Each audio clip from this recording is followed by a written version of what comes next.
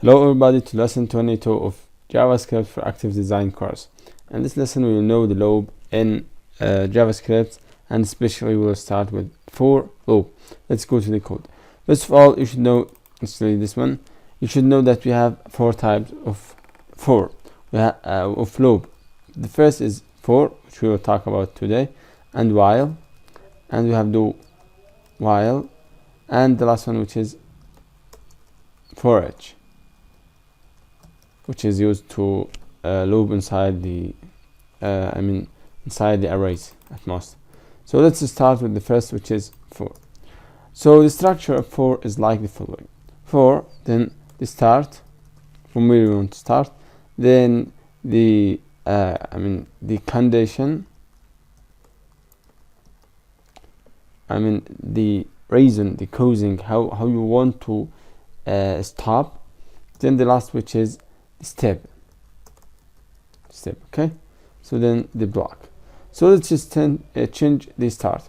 This start is like let's say var, let's say I equal 0, means start from 0.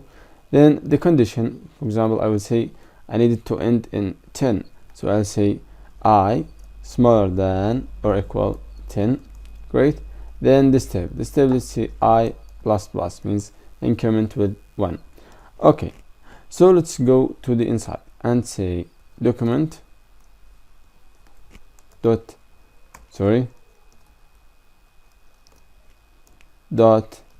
get element by id, and then let's write the id, which is header 2, and then dot inner HTML, and let's write here the HTML element we have it there, okay, which would be, for example, here I'll write the element we have it. All right, for example, spaces and plus, and the ID we have it, the variable there. And to print it, we will see plus, so we will print that element. Let's delete this content. We will print that element when we he will sum that element with this string every time we loop. So it will start from 0, then go to this element, print it, and return there.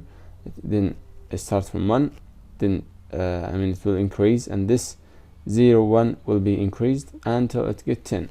If it is 10, it will loop the last loop and increase to 11. Then it will detect the condition here, and we'll say, is the 11 smaller than or equal 10? If it is, it will print nothing, because 11 is larger than 10. So let's see the code that we have it there. See what we have. It prints from 0 to 10. Okay, so how is it going? It starts from 0, then it goes to this place. Let's see, is 0 smaller than 10? Yes, print the 0. Then the next step, it will increase the I with 1, like here. Then go back. Is 1 greater than, smaller than or equal 10? Yes, print it. Then increase it. It will be 3. Is 3 smaller than or equal 10? Yes, print it and increase it, and it will be now 3, and so on until it arrives 10. Is 10 smaller than or equal 10? Yes, they are similar. It will print, and it will increase that I, which is now 11, and we'll go to this place. Is 11 smaller than or equal 10? No, 11 is not smaller than or equal 10, so it will exit the loops. It will code the loop. Great. So refresh. It's like that. Imagine I need to start from 10 to 0, means the opposite. Here it starts from 0 to 10, and to start from 10 to 0. How could we do that? We could do it easily. I will start from 10, okay, from 10. I will end to 0. Great. But here it will not be greater. It will be, if I greater than or equal 0, do, else stop, and here it will be decrement, not increment. Save it and refresh the page, and here we are. We start from 10, then 9, then 8, then 7, then so on. Great. So this was the for loop. It's easy. You could do here whatever you want. You could write some scripts, for example, calculating something many times. So for example, I will take this to that place. I'm sorry, I'll take it here, and I will see here, for example, let's see, I'll tell you something. I will calculate, for example, let's see, we have counter here equal 0, okay, which is variable, I'm sorry, variable counter equal 0. Great. Then great. Then now we will see counter plus equal I. So we will calculate the I counter, then we'll print it over here. I'll delete this one, and I will see here counter. Great. Save it and refresh. So 55. How is it going? Let's see, it's only 3.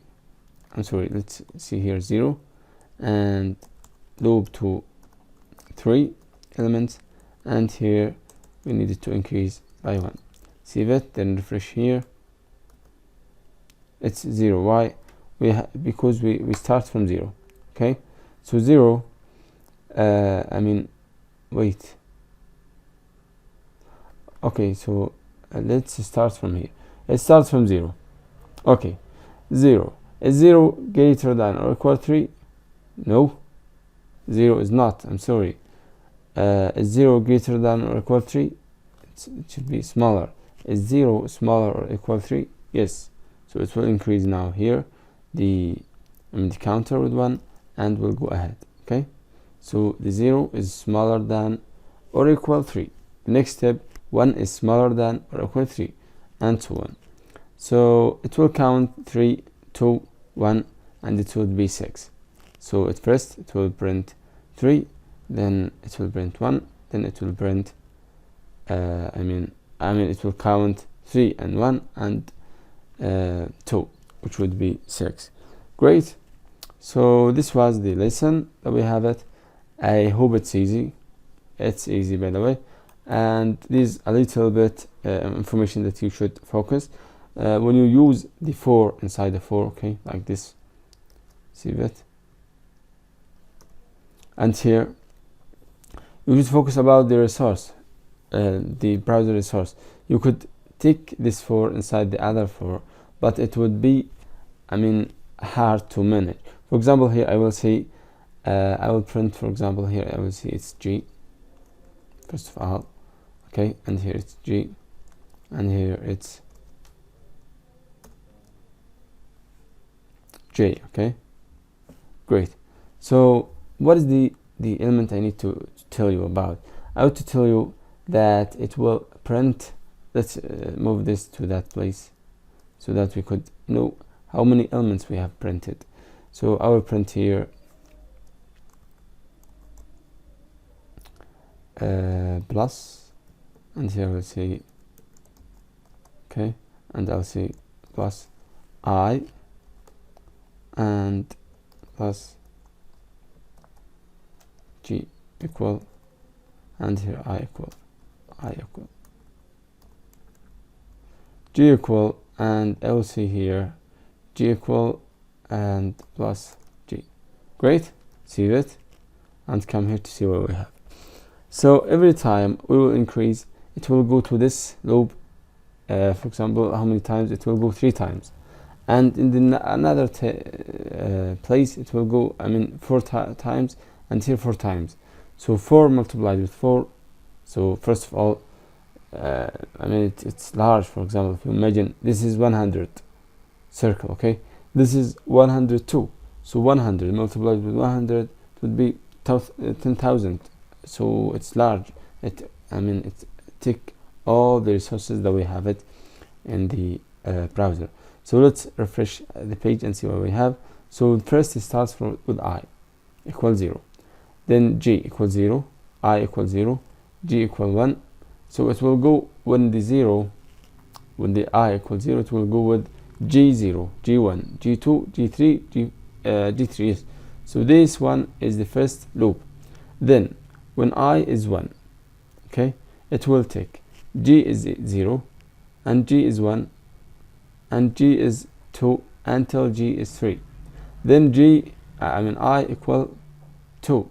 It will take I equal 2, then g 0, so it's loop. I equal 2 is loop till g equal 3, from here to I equal 2. So this is the third loop. The fourth loop will be I equal 3 and until g equal 3. Okay, so it could be, so it's sometimes you need it, for example from the multiplication, but you should know that this sometimes, if you have, for example, 4 inside 4 inside 4 like this, it will take or resume all the computer resources. And this is about the algorithms. When you define which algorithm is best, is depends on how many instructions the algorithm takes. So here it will take a lot of algorithms. It will take, for example, if we have here 3, for example, for loop, and here for loop, and here for loop. So 4 multiplied with 4, it would be 8, and 4 multiplied with 8, it will be 32. So it's wasting of time sometimes, but sometimes you will need it. There's no other options except taking this option. So take care of your resources. Thanks for watching and listening. Thanks a lot for this video. It was repeated many times because there was a little problem, but thanks that you have done now, and see you in the next. Bye for now.